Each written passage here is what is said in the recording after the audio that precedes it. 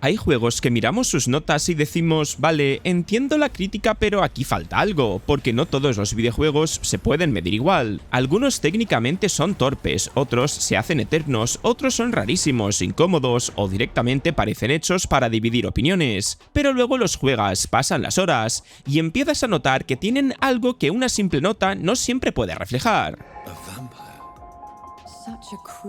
Y empezamos con Vampire, que fue castigado por sus fallos técnicos, pero terminó dejando una sensación mucho más potente de lo que sus notas reflejaban. Porque sí, el juego no es perfecto, de hecho la media de crítica rondó el notable bajo con un 72 en Metacritic y una recepción bastante dividida en OpenCritic, donde muchos análisis coincidían en que tenía ambientación y narrativas fuertes, pero problemas de combate y pulido. Pero justo ahí está el punto. Vampire no es un juego que brille por ser redondo, limpio y perfecto. Brilla porque tiene una identidad que muchos juegos con notas más altas ni huelen. Te pone en una Londres enferma, oscura, sucia, con esa niebla, esos callejones, esa sensación de que todo el mundo está a 2 malas noches de venirse abajo. Tú no eres simplemente el vampiro guay que va repartiendo mordiscos. Eres un médico, un tío que en teoría debería salvar vidas, pero que ahora necesita alimentarse de ellas. Y esa contradicción es lo que hace especial al juego, porque cada NPC no es solo un monigote con una frase encima de la cabeza. Tiene historia, relaciones, secretos y problemas. Y cuando decides si matar o no matar a alguien, el juego consigue que no solo sea una decisión de experiencia y niveles, es una decisión incómoda, porque sabes que alimentarte te hace más fuerte, pero también estás rompiendo el barrio pieza a pieza. ¿El combate es tosco? Sí. ¿A veces se siente rígido? También. ¿Tiene momentos donde parece que le falta presupuesto? Bastantes. Pero aún así, Vampire tiene algo que engancha: la personalidad. Es un AA con cicatrices, pero con alma. Y por eso hace dudar de las notas, porque quizá la prensa lo midió demasiado como producto técnico, cuando realmente su valor está en la atmósfera, en las decisiones, y en esa sensación de estar jugando algo imperfecto, pero con una idea clarísima detrás.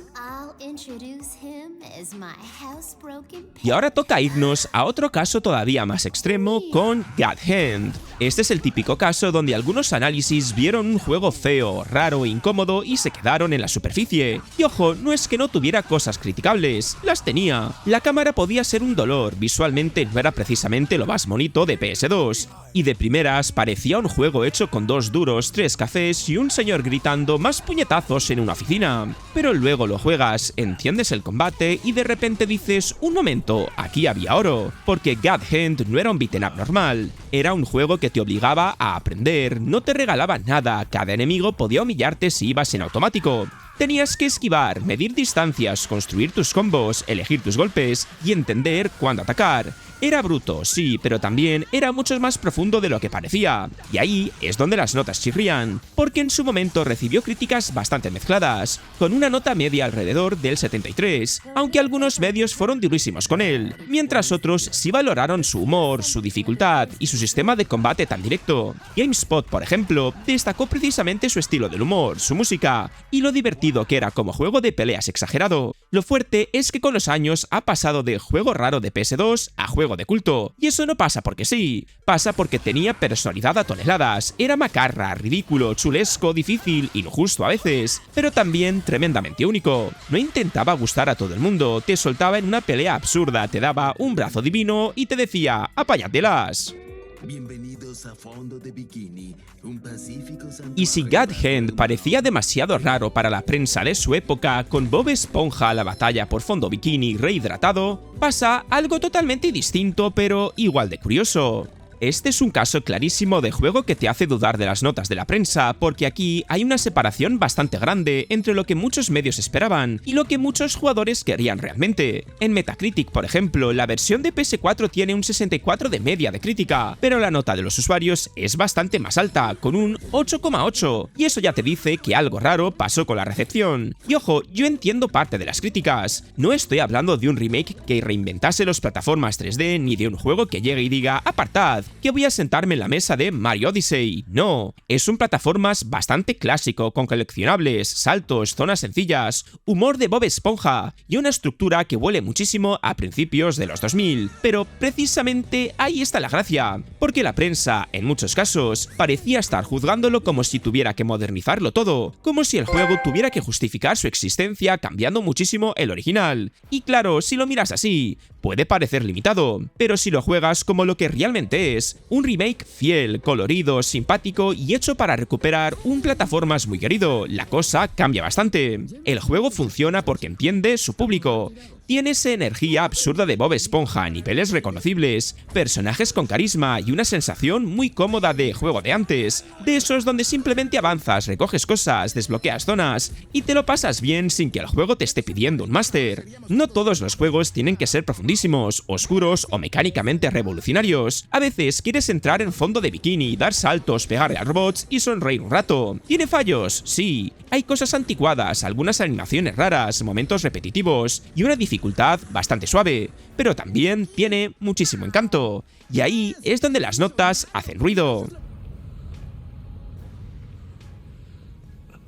Algo parecido, aunque en una escala totalmente diferente, ocurre con Death Stranding. Este no es el típico caso de que la prensa se equivocó y ya está. Es más bien un juego que te obliga a preguntarte si una nota puede medir algo tan raro, tan incómodo y tan distinto. Porque claro, si tú entras a Death Stranding esperando acción constante, disparos, explosiones cada 5 minutos y una estructura de mundo abierto clásica, el golpe es tremendo. Aquí no empiezas siendo un héroe imparable. Empiezas siendo un repartidor en un mundo destrozado, cargando cajas en la espalda, calculando el peso, mirando el terreno, resbalándote por una montaña y sintiéndote como si Amazon te hubiese mandado a entregar un paquete en el fin del mundo. Y eso, dicho así, suena hasta ridículo, pero luego pasa algo curioso. Lo que al principio parece aburrido, lento o incluso absurdo empieza a tener sentido. Cada ruta importa, cada escalera que colocas puede ayudar a otro jugador. Cada puente, cada cuerda, cada refugio te hace sentir que estás reconstruyendo algo. Y ahí, Death Stranding te deja de ser el juego de caminar y se convierte en una experiencia sobre conectar personas en un mundo roto.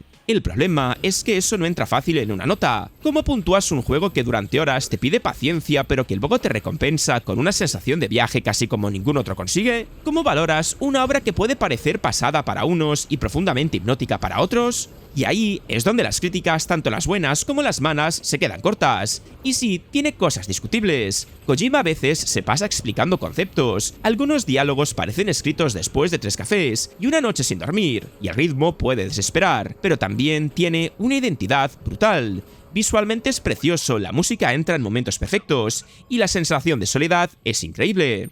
En Metacritic, por ejemplo, tiene la nota de media de la crítica de 82 y de los jugadores un 7,4.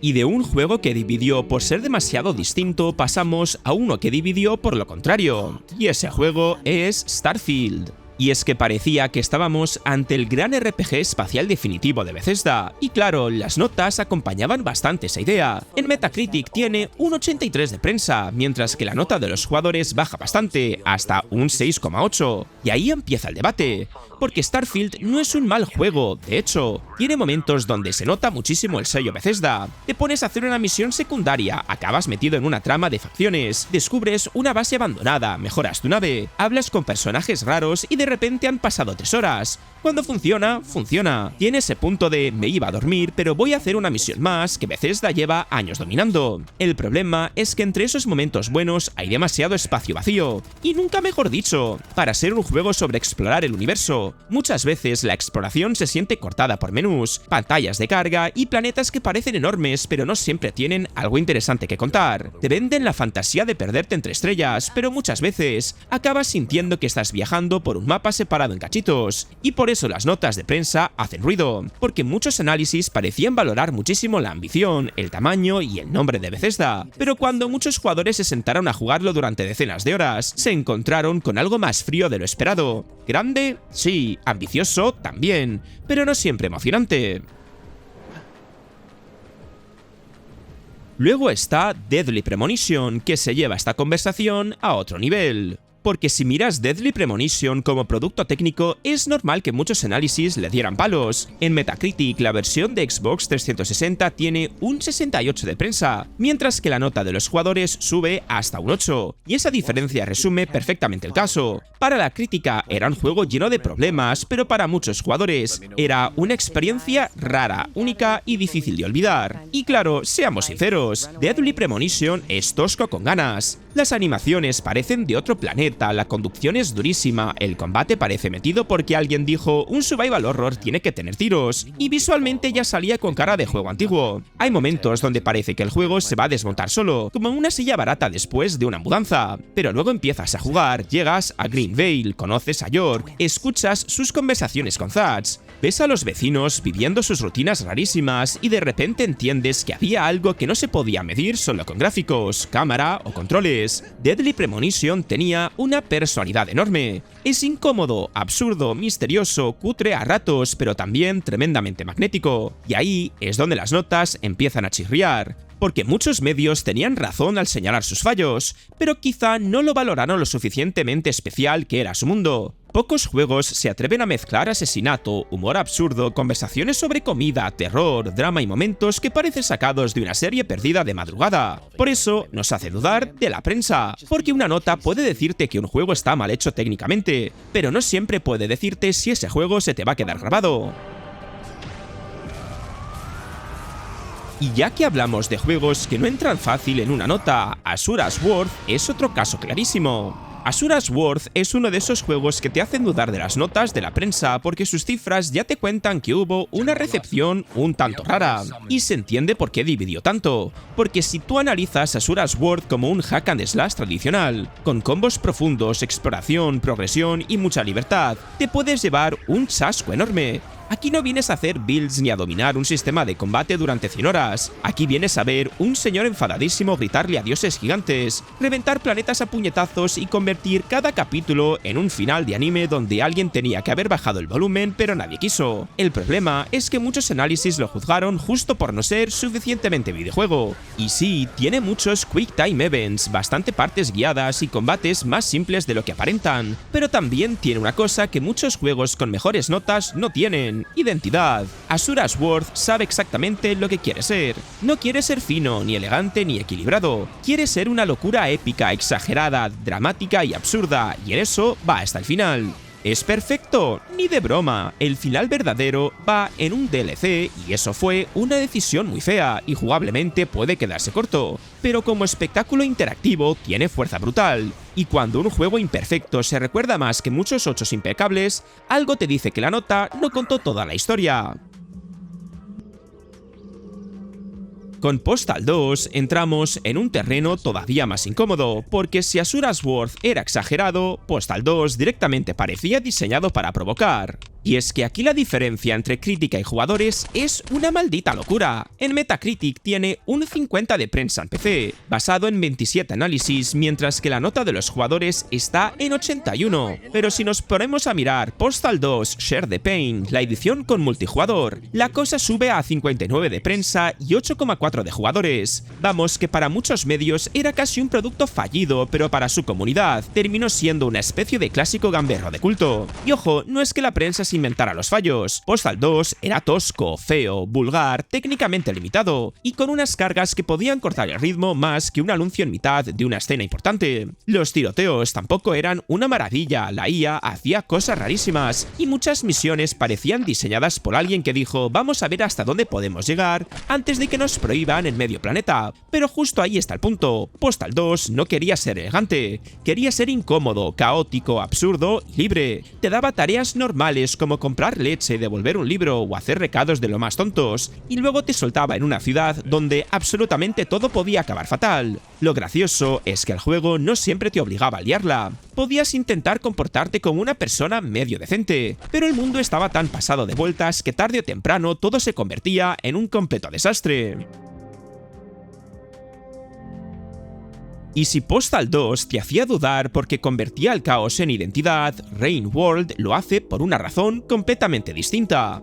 En Metacritic, Rain World, la versión de PS4 tiene un 59 de prensa, mientras que la nota de los jugadores sube hasta un 8,5. Y eso resume perfectamente el caso. Para muchos medios fue un juego frustrante, injusto y demasiado poco claro, pero para muchos jugadores terminó siendo una obra de culto. Y lo curioso es que se entendía por qué la prensa chocó tanto con él. Rain World no te recibe con una alfombra roja, te tira a un ecosistema hostil, te da un bicho pequeño, frágil, adorable, y básicamente te dice: buena suerte, campeón, no eres el héroe, no eres el elegido, no eres el centro del mundo, eres comida con patas intentando sobrevivir. Y claro, eso de primeras puede parecer mal diseño. Te pierdes, mueres de formas absurdas, una criatura te caza desde fuera de pantalla, llegas tarde al refugio y la lluvia te revienta como si el juego tuviese algo personal contra ti. Muchos críticos señalaron justo eso: muertes impredecibles, controles poco cómodos y un sistema de hibernación que podría sentirse muy castigador. Pero ahí está la clave: Rain World no quiere que te sientas poderoso, quiere que te sientas pequeño. Y cuando entiendes eso, todo cambia. Sus enemigos no parecen enemigos colocados para entretenerte, parecen animales. Cazan, huyen, se pelean entre ellos, te ignoran, te persiguen o te destrozan dependiendo del momento. El mundo no está esperando a que tú llegues, el mundo ya estaba vivo antes de ti.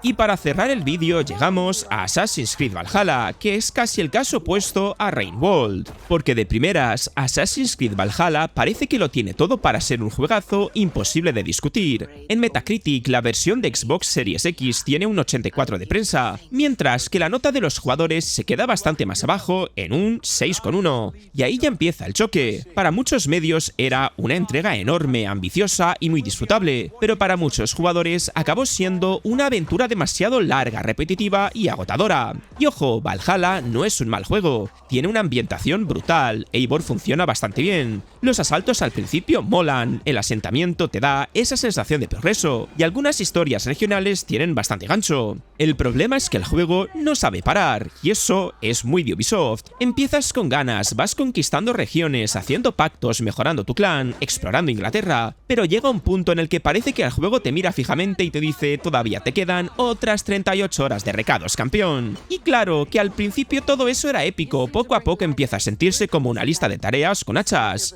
Y ahí es donde las notas hacen ruido, porque muchos análisis premiaron el tamaño, la producción, el mundo enorme y la cantidad de contenido. Pero jugando, muchos se encontraron con el típico problema de más no siempre significa mejor. Más mapa, más misiones, más iconos, más horas, pero no siempre más emoción. Y eso es lo que hace que Assassin's Creed Valhalla te haga dudar de la prensa, porque quizás se valoró demasiado como paquete gigantesco, como producto enorme, como tienes juego para meses, pero no se castigó tanto lo cansado que podía hacerse. Hay un gran juego dentro de Valhalla, eso sí, pero está enterrado bajo demasiada duración, demasiada repetición y demasiada grasa. Y al final, todos estos juegos demuestran una cosa: una nota puede orientarte, pero no siempre te cuenta toda la verdad, porque hay juegos técnicamente torpes que tienen más alma que muchos títulos impecables. Así que, ahora te toca a ti. ¿Qué juego crees que fue tratado injustamente por la prensa? ¿Cuál viste con una nota baja y luego pensaste: pero si esto era mucho mejor de lo que decían? Déjamelo abajo en comentarios, que me los leo todos. Y si te ha gustado el vídeo, dale al like, al hype si lo estás viendo desde el móvil, y suscríbete si todavía no lo estabas. Dicho esto, nos vemos en el próximo vídeo.